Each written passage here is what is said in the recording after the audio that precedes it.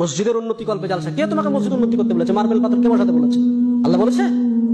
মানুষের ইমান নাই, নামাজের সংখ্যা নাই, মসজিদে টাইল বসাতে হবে, এসি বসাতে হবে, কে বলেছে? খালি মরে দেখো ফেরেশতারা ডান্ডা নিয়ে বসে আছে। বর্তমান সময়ে সব থেকে বড় ফিতনা হচ্ছে জালসা।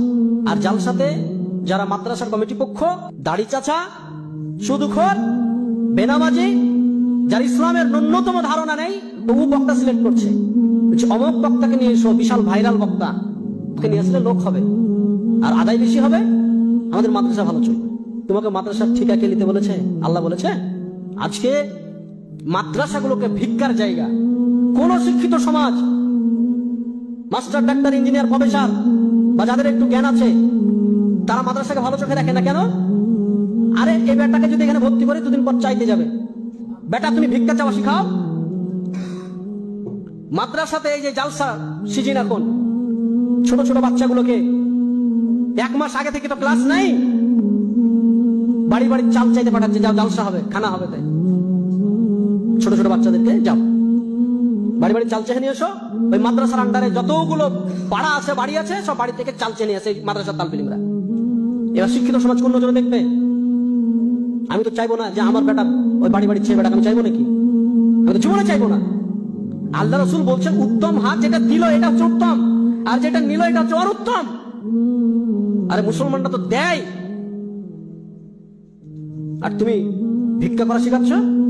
এত বড় বড় কলেজ, ইউনিভার্সিটি চলছে পাবলিক, কাউকে দেখেছেন যে উন্নতি কল্পে জালসা করেছে? কেউ কেউ করেছে? আপনি বলেন যে আমরা চালাতে পারছি না, তোমরা ভিক্ষা দাও, বলেছে? ইসলামকে ধ্বংস করে ফেলেছে এক শ্রেণীর আলেম, এক শ্রেণীর সমাজ।